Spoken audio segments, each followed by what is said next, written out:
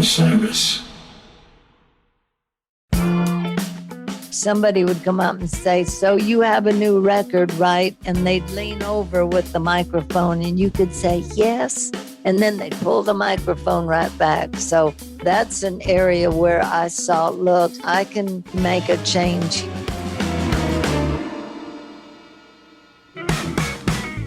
Hi, this is Maggie Rose.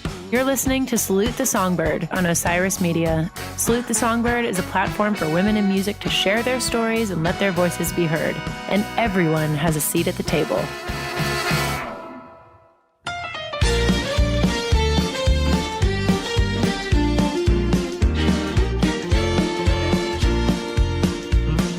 Darling, since we met, I don't regret one single step we've made.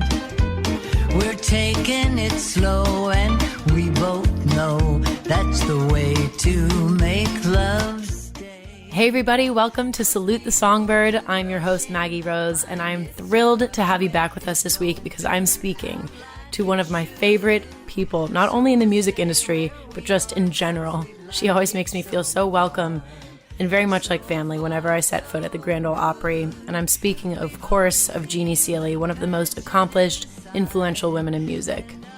She's a member of the Grand Ole Opry herself, is a Grammy-winning artist, and an incredible, prolific songwriter. In August of 2020, she released an album called An American Classic, where she re-recorded some of her favorite songs that she's released over the years, and recorded songs that she's loved that were written by friends who she's accumulated over the years. One song from that album was written with her best friend Dottie West after her passing. We talk about what it was like to be a woman in the music industry in the 60s, when she got her start in Los Angeles and later in Nashville. And she co-wrote one of my favorite songs, What Love Is, with Randy Newman, who famously doesn't collaborate very often. It was first recorded by Irma Thomas. It's a stellar tune, so one of Jeannie's accomplishments is being one of Randy's collaborators that you can list on one hand. Her recording of Don't Touch Me not only topped the country music charts, but also earned her a Grammy Award for the Best Country Vocal Performance by a Female. It's ranked at number 97 in the Book of Country Music's 500 Greatest Singles published by the Country Music Foundation. And it's also included in the stories behind country music's all-time greatest 100 songs. She earned the nickname Miss Country Soul earlier in her career due to her deeply moving, soulful voice, and I couldn't agree more. So let's talk to Miss Country Soul herself. Enjoy this wonderful conversation with the soulful, savvy Jeannie Seely. So far, so good.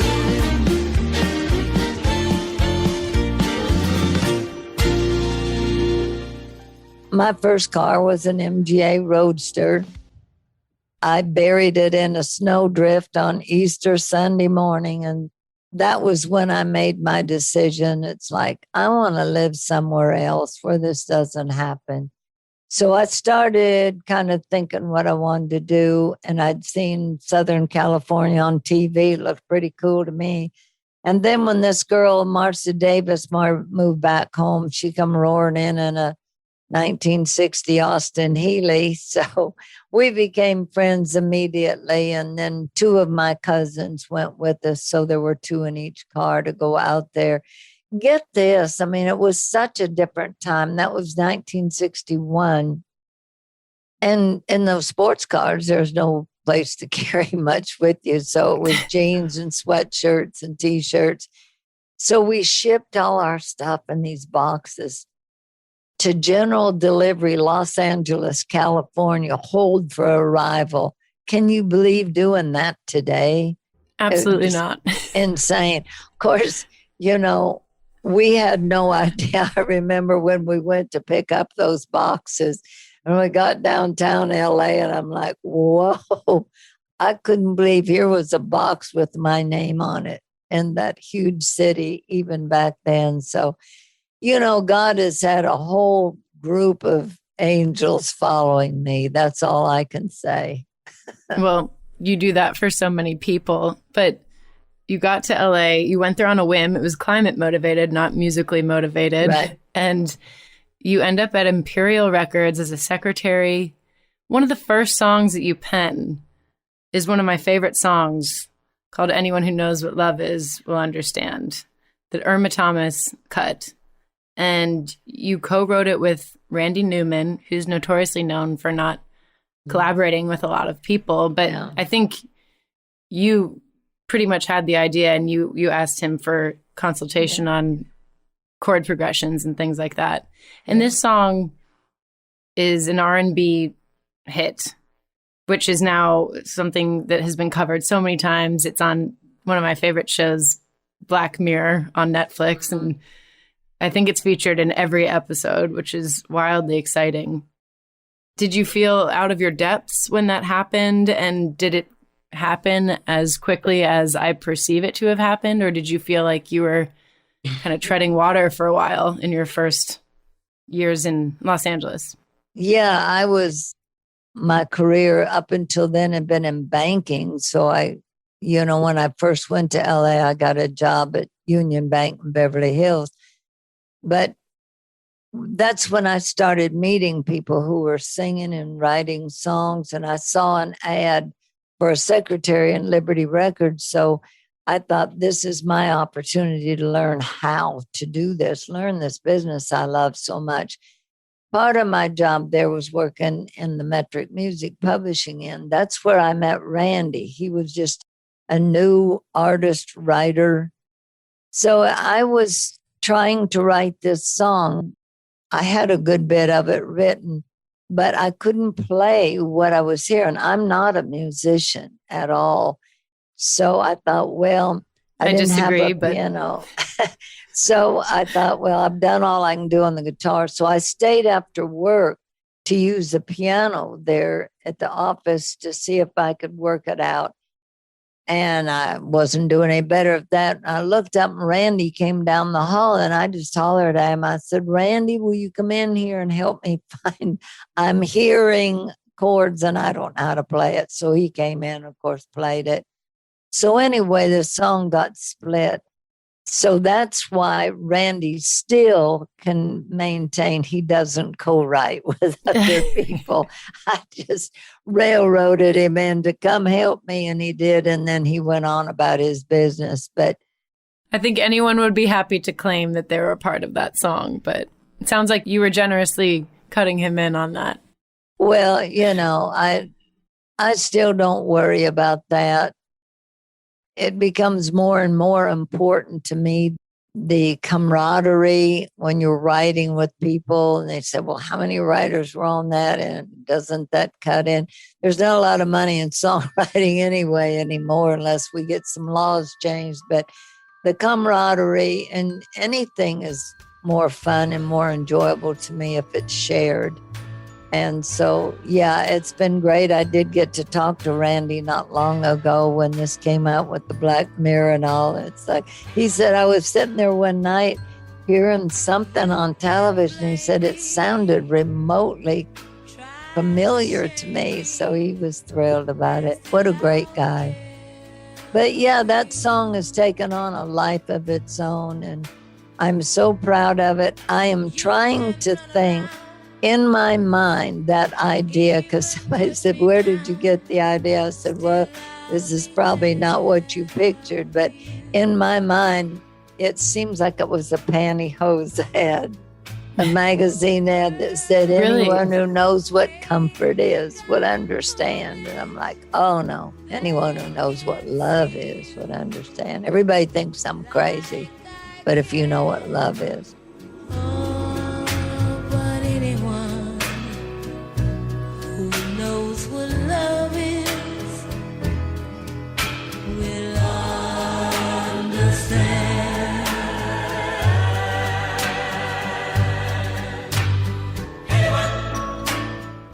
The origin of a song is always a mystery, and I think it comes from a different spot every time. But I think it's evident when you talk about songwriting being a vehicle for camaraderie and relationships in your life, because there are so many people who believed in you early on. Your relationship with Dottie West is just absolutely remarkable, in her cutting your music early on, in her being instrumental to your move to Nashville. Can you talk about Dottie West in particular? Because I know that your single right now is something that was written by Steve Wariner and Bobby Tomberlin, and posthumously Dottie West a little bit. Is that amazing? With, if you could call it that. I didn't start this journey with that song. My adopted little brother, I call him my friend Ron Harmon, had some of Dottie's memorabilia, and he found where she had started writing this song in a journal. And it resonated so much with Ron, that whole feeling, I guess, that he got from it. And he took it to Bobby Tomberlin, who called Steve Wariner in because Steve had worked with Dottie. And it was very important to those guys to finish this song the way they thought Dottie would. And I really think they did. I think they were channeling her somehow. But yeah, they brought it to me, and I can't even imagine how upset I'd have been if I hadn't have gotten this song. It does mean so much to me. It feels like I got to finish something else for Dottie. You know, our story goes back, our friendship beyond this, but in 77, when I had a bad car accident, Dottie was there in the hospital. And I always appreciated that so much. And then, of course, in her accident, I wasn't able to do a thing. I sat there in that waiting room and waited. It was all I could do. And it's always been so painful that I couldn't give back what she gave to me. So this song is part of that healing for me as well. And I feel on this like I did the night I got to sing Here Comes My Baby at the medallion ceremony when she was inducted into the Hall of Fame. Here comes my baby back again.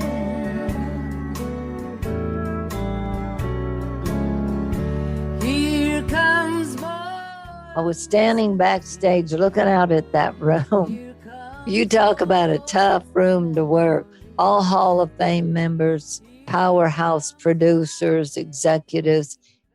And I felt a little weak in the knees. And then I thought, Jeannie, this isn't about you at all. This is Dottie's night. And so all of a sudden, just this peaceful calm came over me. And I walked out with just complete joy that I could finish a journey that Dottie would have made had she lived. She would have made it into the Hall of Fame on her own, and that night would have been hers. So that's all I could think of. And when I was recording this song, I had that same feeling. It's like, okay, Dottie, here's one more thing. I'm going to finish it for you. If you could call it that.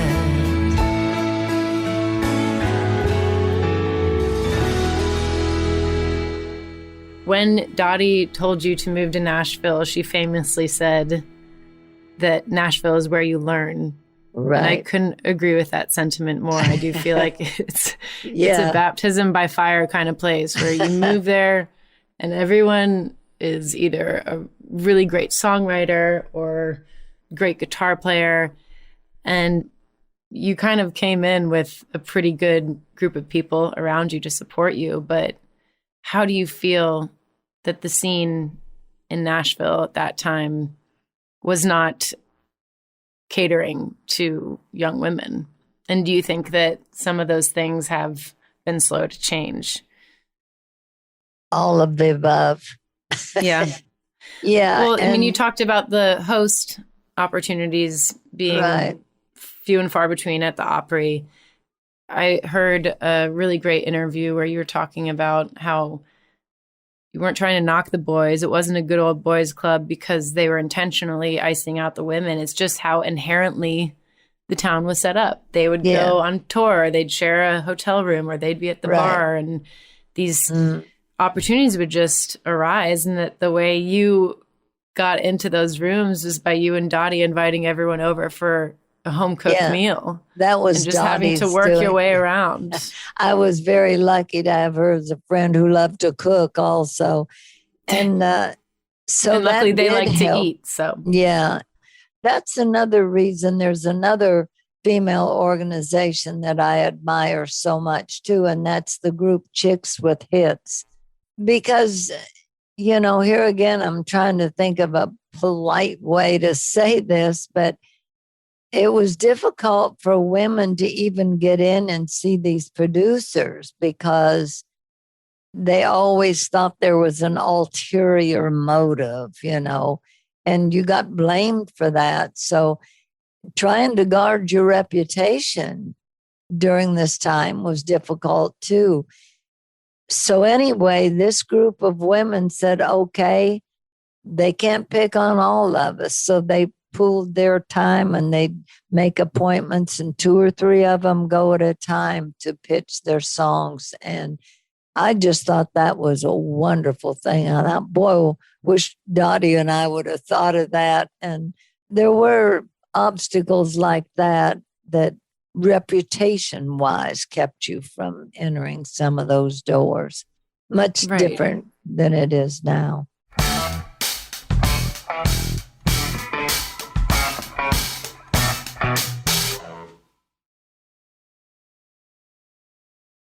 I know that you were successful at co-writing with a lot of already established artists, but there was also people who were well-intentioned who would avoid writing with you because they wanted you to get the notoriety for yourself. They didn't want to have it be perceived as if you were only getting these cuts because by proxy with whomever that might be. That was one of the really good things that Hank Cochran did, because I was feeling like he didn't think that I could write well enough to write with him. He'd be co-writing with all these other people. I'm like, why won't you co-write with me? And he said, because until you have some hits on your own, nobody will take you serious. They will think that you maybe had an idea, but that I wrote it. And he said, this is the only way they will accept you and respect you on your own. So that was a great gift from Hank. At the time, I'm sure you didn't think it was a gift, though. No, I didn't, And also your own label discouraging you from cutting your own songs when you were getting success simultaneously with other artists. You had to not get 1, not 2, not 3, but several cuts for them to finally say, oh, clearly she's onto something, and nothing's more convincing than when it comes from the writer. The sad thing is, and it's just startling to realize, and you probably don't even realize this either, I only recorded for a major label for 7 years in my entire career, from 67 to 73. Wasn't your recent release with Curb as well? Yeah, that's the first one since 73. And I think label is becoming less important, but it was certainly important in those years. In those years it was. And that's the reason I'm here, because thank goodness with all the technology we have now, we can do our own thing, as we were talking earlier. You don't have somebody rigidly saying this particular music, this particular sound. We can do what we want. We're pretty lucky. That's my answer to a lot of the people, especially in my generation or even the one after me, that complain, well, I'm not hearing on the radio what I like. And I look at them and say, we live in the greatest era there is. You can hear anything you want anytime. You're in the driver's seat today. Night. Yeah. That's right. If you're not hearing it, honey, it's your fault, not anybody else's. You just got to look for it. Absolutely. I think that's one of the reasons that genre is becoming less important as well, is because the consumer is able to kind of pick and choose what they're listening to. And that's why I think the Opry is a bit of a physical representation of that. It's like you can have you and me on the same evening, and Nathaniel Rateliff and Jimmy Allen, and it makes sense. And I always like it when it's you and me, by the way. I love it when it's you and me. That's my favorite. I'll drink to that, Maggie. Cheers to you, Jeannie. Cheers. I have one little anecdote that I always love is you and I enjoy expressing ourselves with our aesthetic as well. I think you always look fabulous. Anyone listening right now, I can attest to that. Jeannie looks absolutely beautiful. But you're like, you're a little hussy just like me. It's because we wear what a contemporary woman would want to wear. And I think just like our outfits, we don't conform to what people's idea of what you wear on this stage or that stage or the Grand Ole Opry might be. And our music reflects that as well. Well, don't you think too that I like that you say we dress like every other American woman. I don't always feel like wearing the same thing. Some nights I feel like wearing pants and other nights I don't. Some nights I feel like wearing a hat. Mm-hmm. Some nights I wear the Grand Ole Opry sweatshirt. It's like... And you still look dang good in it. Yeah. Earrings I make think a big deal. Earrings are important. It's also the person wearing it and how they wear it. But I think being fluid in that way, and, you know, you mentioned Carly Pearce because I know that you guys are close, but there is something really empowering about seeing just more of an individual aesthetic on stage. And I think that will just influence further the music when you can see someone that looks like you and dresses like you on stage. And the question I'm getting at is how styles are diversifying in country music in particular. I think that there's an emphasis on diversity in general that people are all getting behind and trying to see more of. And the Opry seems to be really making a conscious effort to do that. Do you agree? I do. Well, the Opry has always reinvented itself as it went along, as we do as artists. Times change and you must change with them or it's gone. You look at anything that didn't change with time and their history now. So you've got to stay relevant to what's going on. And you mentioned fashion. You know, there was a time where it's like, oh, well, no, a pant leg has to be this. It has to be flared or it's out. You can't have straight leg. You can't have, there's no hard set rule in fashion anymore either. Everything is in. You can open a catalog and you get any style you want. Plus the other thing, like you say, as an individual, I also look at just because you look good in something, that doesn't mean I'm going to look good in it. I think dressing well means to know what works for you. And people appreciate that. Just like people don't care if you make a mistake. One of the things I always say is, do not get upset if you make a mistake or whatever, because if you get upset, you're going to make the whole audience upset. And they don't care. That means you're real. Just roll with it, laugh about it, and go on. Just keep going. It doesn't matter.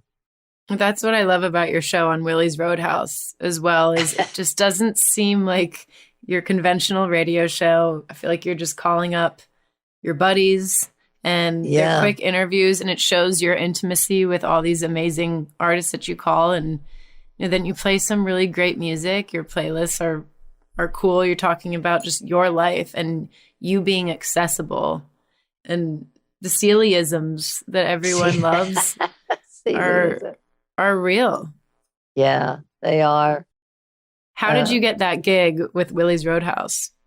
What's so funny is I never even thought about doing that, but I had been asked to roast Charlie Monk for a fundraiser for Music Health Alliance, which I love Tatum Hawk and all of them over there. They do such great work. And that's one of the causes that you're passionate about, that helps musicians get insurance, things we really don't know how to do. Well, I'll teach you. But they asked me to roast Charlie Monk, and I'm like, okay, I can do this. Well, Charlie actually handed me this whole thing because he's so funny. Well, then when I got up there, as I was firing all these shots at Charlie, you know him, he isn't going to be quiet. So he was over there and he would fire something back. And every time he did, I shot him down again. So it was so funny. Later, I found out that all the powers to be with Sirius XM radio were there. And they said they were thinking about adding another female presence to the Roadhouse. And when they said, if she can think that quick on her feet, then she's who we need on there. So they just you have called me in stitches sometimes when you're just riffing on stage at the Opry. When we went to dinner not too long ago, I was just laughing. You're sharing stories about being on the road and going to Branson and stopping at all these different spots. One of your tour mates, he had his breakfast spot, his lunch spot, his dinner spot. And Grand Ole Opry star Johnny Russell, heavy set, used to say, can everybody here see me all right? But I think you're a wordsmith, and that goes beyond your songwriting. It's how quick you are, and just your did you hear what happened to me recently, Maggie? When I introduced the wrong song at the Opry. Of course, we're doing the 3 songs in a row now. And so I did my first 2 songs. Everything was fine. And then I started into the introduction about the Dottie West song that she started, did this whole introduction of it, told the whole story. Then there's silence. And I looked back and the band said, you're supposed to be singing Teach Me Tonight. And I said, I turned to the audience. I said, whoops. I said, I just introduced the wrong song. And I said, I'll get to that. But I just said, if y'all want to hear that song that I just introduced to you, when you leave here tonight, go to Spotify. It's up there. You can hear it.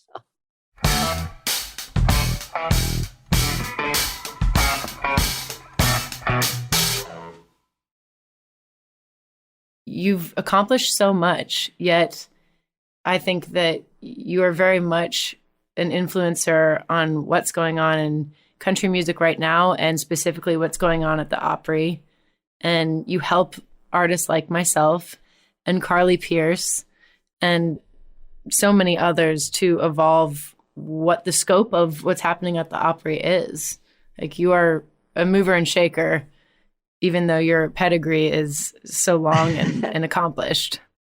Well, somewhere along the way, I realized that this industry has given so much to me, and it's my turn to give back. And kind of my hobby is all of you young artists come up, especially all the young females. I like the guys too, but you girls are very special to me.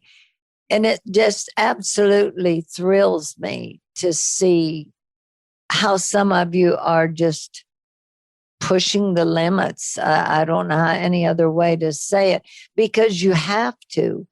Somebody said, how did you negotiate the old boy network and the, overshadowing? And I just said, I kind of let them know in the nicest way that I could, I'm here to stay.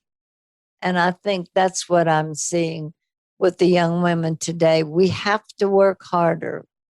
I wish that things would have changed so much by now, and it shocks me that it hasn't. I wonder if you were conscious at the time, as you were becoming successful as an artist, that you were moving forward for all the women that were going to come after you, the game, and how women would be perceived in the country music landscape. Or was that just something that you realized was manifested after? Well, I think somewhere along the way, I realized that we have to work together to make that happen. The sisterhood at the Opry and my generation was pretty strong. And that's why I love seeing the sisterhood in your generation too, and how you're supporting each other. People might look at us as though we're all in competition. And in one sense, we are. But overall, there's no stronger support system than other people who understand what your challenges are, what your dreams are, what it takes to get there. So, as far as I'm concerned, y'all are doing it right. There were some points along the way that I saw things where I saw I could make a difference, kicking on the doors to make it acceptable for women to host at the Grand Ole Opry. We were never even given a microphone, Yeah. It would be like somebody would come up and say, so you have a new record, right? And they'd lean over with the microphone and you could say, yes. And then they'd pull the microphone right back. So, yeah, that's an area where I saw, look, I can maybe make a change here that will make a change from now on. And I'm very proud of that hard-won battle. Well, you totally won that battle and you continue to. And I think it's funny to watch some videos of you at the Opry where you're performing songs like Don't Touch Me. And even then you had that Jeannie Seely wit. She's pretty and she's got hit records and I think she sings just great. Jeannie, what are you going to do for the folks? Don't touch me, Jerry. Oh, Jeannie, you don't think that I... No. No, I just mean that's the title of the song, Jerry. Oh, that's what I thought. Your hand is like a torch each time you touch me. And even though you were inducted at the Opry and became a member in the late 60s, it wasn't until 81 that you yourself were given the role as a host. And wasn't that also because of an accident? Del Reeves was caught in a snowstorm or something like that? Yeah, that was an act of God. It took an act of God to do it. And that was one brief time. That didn't open the door. You would think that it did. But yeah, I mean, they didn't even give me any warning. And like on the way to the stage, they said, by the way, you're hosting. And I'm like, really? Why? And they said, because you're the only Opry artist in the building. So I'm like, whoa, let me think here. Okay, you do back then they were 15-minute segments. So it's like, okay, you do your first song, then you throw it to a commercial, and then you put your guest on. I'm like, so who is my guest if nobody's here? And Debbie Logue, who was the one in charge, and she said, does anybody in your band want to sing on the Grand Ole Opry? So yeah, that was 81, but then it went right back to the same thing. So it wasn't until in the 90s. Every Opry manager that would come on, I would make my appointment, go in the office and talk to them. And they would always tell me it was tradition at the Opry, and that's just the way we do it in country music. It wasn't until Bob Whitaker took over that Bob listened to me. And I think the main reason, because Bob managed Opryland Park and oversaw all those production shows out there. So he was looking at me like, what? You don't have a microphone? Everybody in those shows had a speaking part and a singing part. So he said, no, that's wrong. Then he said, okay, I'm going to throw you out there, Seely, and you better be able to do it or you and I are both in trouble. So. Well, I think you're as equipped as a speaker as you are a performer. And you have Sundays with Seely on Willie's Roadhouse, which I love for your candor. And I've had the privilege of being on the Opry bill maybe 60 plus times where you have been either a host or a performer. And you're so competent as someone who can think on their feet. And I think that your role in influencing the evolution of the Grand Ole Opry is one of the reasons that it will continue to be an institution that will sustain. And it's the fact that people like you are making it such a resilient institution in that way. Because for me, I don't necessarily feel that I'm making music to cater to country radio anymore, but I'm certainly making music to still be invited to the Opry because I think that they deem important things about community and music and connection with the fans that you really can't find anywhere else. But it does take a willingness to change in people like you who are part of the Grand Ole Opry to move it in that direction. And it's really encouraging. Well, I'm glad to hear you say that, because basically, I don't know what kind of music you're making. You're making good music. And, we have a very diverse audience. The Grand Ole Opry reaches people that aren't particularly, as we call it, dyed-in-the-wool country music fans. The Opry is so unique.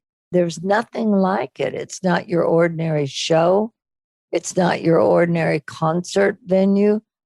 It is just an entity all of its own. And when people discover the Grand Ole Opry, they like to stay with it. So I appreciate what you're saying. And the Opry has to change. And I think there's always been a fight against it whenever anything changes at the Opry. And I think it's because it is so revered that any change, people worry that's going to ruin the Opry. But I mean, I heard it when my records had violins instead of fiddle, and we had drums and we had electric guitar. So it's always been changing, and it must change. And I love seeing people like you that come in and you see that it's not just one particular kind of music or one particular sound, and you're bringing it all to the stage. You go out and entertain, and that's what people want.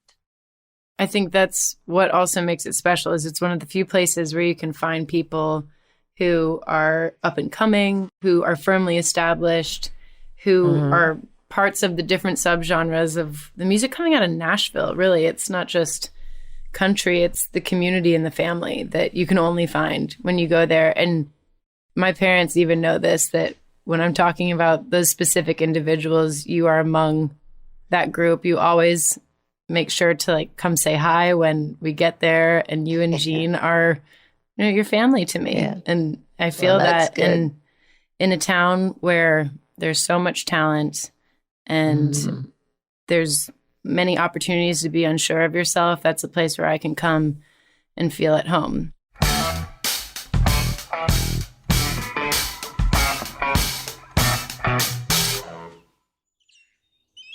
Hey, everybody. I hope you're enjoying my conversation with Jeannie Seely, whom I absolutely just love. I mean, what's not to love? She's so delightful.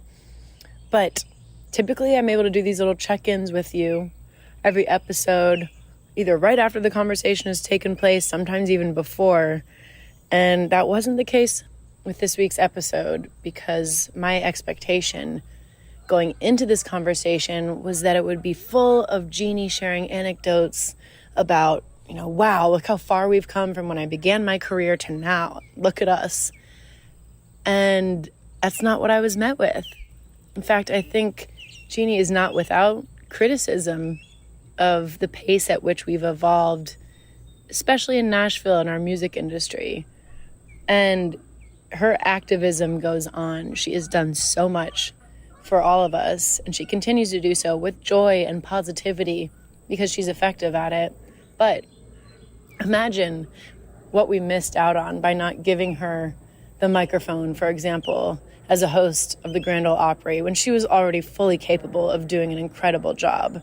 What greatness did we miss out on? What fun moments with her comedic genius did we not get to witness? Who could she have introduced us to on that stage that we should have known about earlier?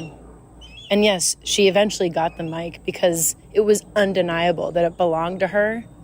But is there anyone in your life that maybe we should hand the mic over to before it's just absolutely black and white that it belongs to them? Are we making room for people? Are we challenging the status quo? I'm so glad that Jeannie made it damn certain that mic was hers. Later on in your career, you became a producer of records, and you continue to be a producer of records. Was that a controversial thing to assume that title as a woman in the industry at that point in time with Little Jimmy Dickens and the record that you produced. Dickens is the one who asked me to do that. That wasn't something I set out to do. I had pitched him this song, She Always Got What She Wanted, and he loved the song, said he was going to record it. And then a few weeks later, he came back and he said, I want you to produce this whole album for me. She wanted romance, I gave her. At the time, Dickens was 60 and I was 40. And about 2 sessions into it, we're sitting there on a break one night. I said, why did you ask me to do this? And he said, oh, didn't you want to? I said, yeah, I'm loving it, but this is not exactly the norm to ask somebody this much younger than you, somebody with no credits, of doing this, and a female yet.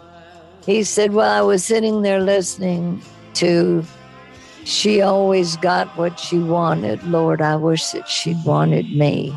And he said, I thought, anybody who can write a song like that and get that feeling across, he said, I want you to help me get that feeling on the whole album as much as possible. She always got what she wanted. Lord, I wish that she wanted me. When we were recording it, I knew that it was all there. But when it came to mixing, I had no experience there, and I knew that you can lose it. You can lose the whole thing in the mix. In a second, right. So Porter, of all our disagreements when I had to leave the show earlier than he wanted me to, we became very close friends, and he always said, anytime I can do anything for you, let me know. So I called Porter and I told him about the project, and I said, but I know it's on these tapes, but I don't know how to mix well enough, I'm afraid, and I don't want to lose this for Dickens. I said, will you help me mix it? So he said, I'll be glad to. So Porter came in and helped me do that. He did not do it for me. He helped me do it. And I learned so much from him. The album comes out and the producer credits went to Porter Wagner. I was devastated. And I called Dickens and he said, that wasn't me. You need to talk to Richard Davis about that. So I called Richard, who was Dickens' manager. And, it gets me even now. And I'm like, why? You know better. Why did you do this? And he said, we just felt like the album would have a stronger chance if Porter produced it. Right. Yeah. And it's like, that's pretty shitty. I guess I frame that question in such a strange way because for me, it's difficult when I'm researching your amazing career to see how there are all these wonderful men in your life who believed in you and helped you and supported you. But there always seems to be a little caveat in giving you the full glory that I think you deserve. And I feel like it's just worth mentioning. It bears mentioning that, Porter, yes, he gave you an opportunity when you moved to Nashville, but that should have been rectified. And there's a few things like that when I talk to especially women who had a musical career at that time, is just a begrudging generosity from some of these men. Yeah. And you have handled all of that with such grace. And we all love Porter Wagner and everything. But Porter it's like the John Lennon not giving Yoko Ono writing credit on Imagine until the 80s. And I do want to clarify, it wasn't Porter who did that. Porter did help me. He told me, he said, I'm sorry that happened. He didn't know anything about it either. That responsibility lies totally on Richard Davis's shoulders. And Richard is still with us and he knows, but I know what you're saying. There always was a but. The whole reason I did this podcast was because I felt cut off from my tribe, the women who make music with me in any genre, at any level of establishment. You are always someone who has been important to me, and not seeing you at the Opry was tough, but you kept making noise and I kept making noise. And I think that's just what you have to do. If it's in your blood, it's what you do. You connect with your audience, and they're my A&R team, essentially. That's how I know what's working. And I feel like you probably depend upon that as well. But we also depend on each other.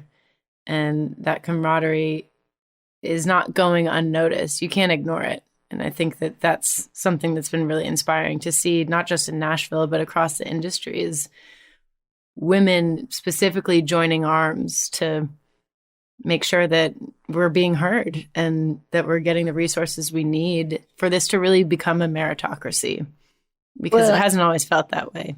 And the women out there listening, we're talking about our fans, our listeners, they feel the same way. They feel like we're saying what they want to say. We're a voice for them. And their world is not that much different than ours. They're facing the same situations in their workplace and their social areas as well. So we're a voice for them. You know, you have so many songs that you've written, that you're continuing to write. Your Grammy Awards, your Opry statue, which I know you kindly lend to the production of Nashville many times whenever they have one of their characters get inducted. Yeah, I told Pete Fisher, and he said, could we borrow it, for this scene? I'm like, no. And he said, I'll bring it right back. And I'm like, Pete, you can't borrow it. I will rent it to you. By the way, they still owe me big time. I want to say something to you too, Maggie, because not only have I fought the gender discrimination, I'm looking at age discrimination now, and that's a very real issue as well. And this is not a complaint. It's a total compliment to you that you and several of my young friends, I love that age doesn't seem to be an issue with you when we are all together. And I thank you for that. It's absolutely, not only is it not an issue, but I think it's a point of respect for me. And this isn't let's talk about all the things that happened in Jeannie Seely's early career. This is what is Jeannie doing right now. This is which now. Is so much. And you are prolific, and you're letting all of us benefit from the struggles that you've gone through. And, Sonny Sweeney and I have sung your praises, and Elizabeth Sweeney. Cook and I love you. And there's a class of women that see what a badass you are. And we know that we probably wouldn't have made it with some of the challenges that you went through.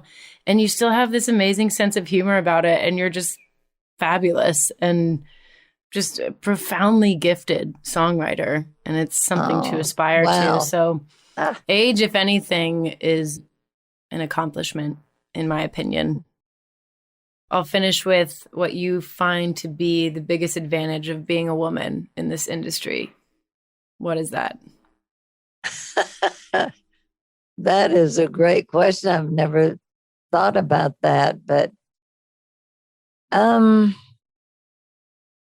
my goodness, Maggie, why would you give me such a tough thing?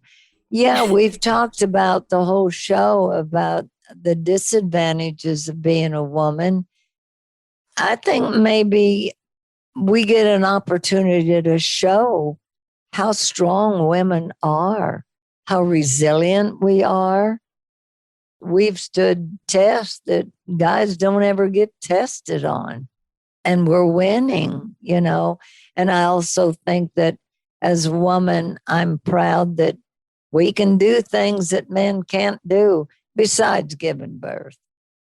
That's probably the biggest one, though. Jeannie, I love you. Cheers. I love you too. Well, that's a wrap. You can keep up with Jeannie on her socials at Seely Official. Make sure to give her new record, An American Classic, a listen, add it to your collection, and don't miss her wildly entertaining show, Sundays with Seely, on Willie's Roadhouse on SiriusXM every Sunday, of course.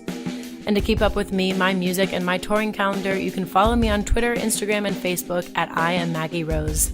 All of my tour dates are available at maggierosemusic.com. And if you would like exclusive Salute the Songbird content, live stream content, and more, follow me on With the Band. I've been having so much fun seeing you all out there on the road, on the Have a Seat tour, promoting my brand new record, Have a Seat. So please come out and safely see us. We'd love for you to join us. Please subscribe to Salute the Songbird on Apple Podcasts, Spotify, or wherever you get your podcast content. And if you like the show, recommend it to a friend or leave us a review so that others can join the conversation.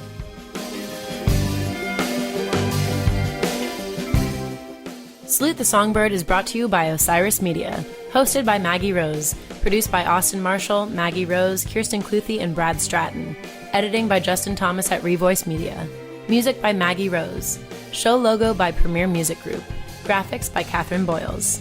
Thanks for listening, and to close out the show, here's Jeannie Seely and Willie Nelson singing Not a Dry Eye in the House from her album An American Classic.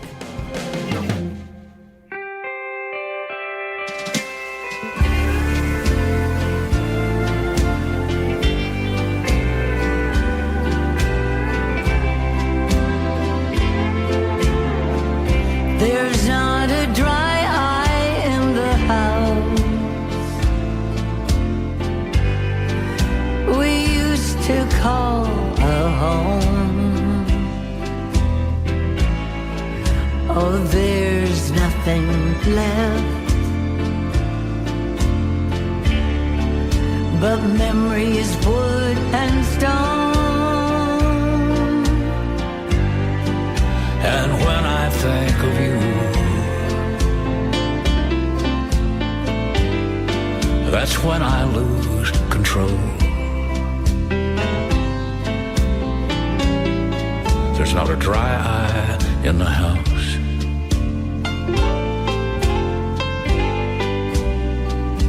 Since you've been gone,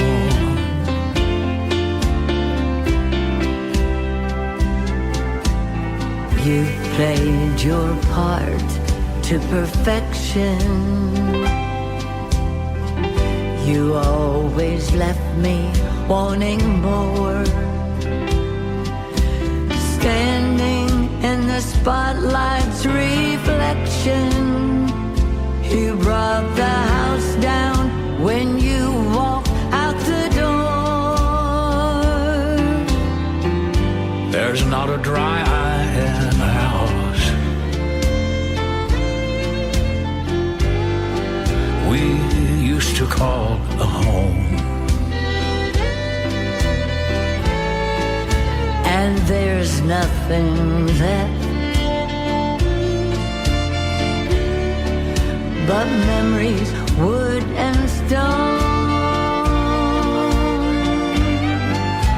And when I think of you,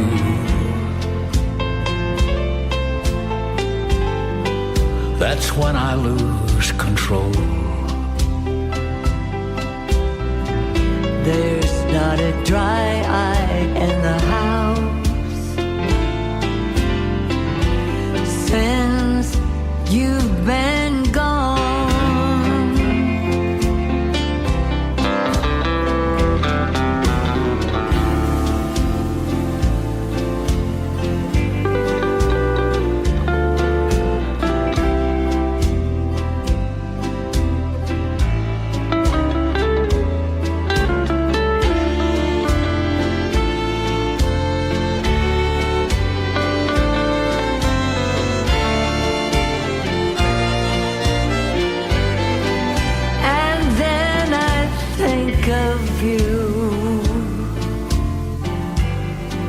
And that's when I lose control. There's not a dry eye in the house since since You've been gone.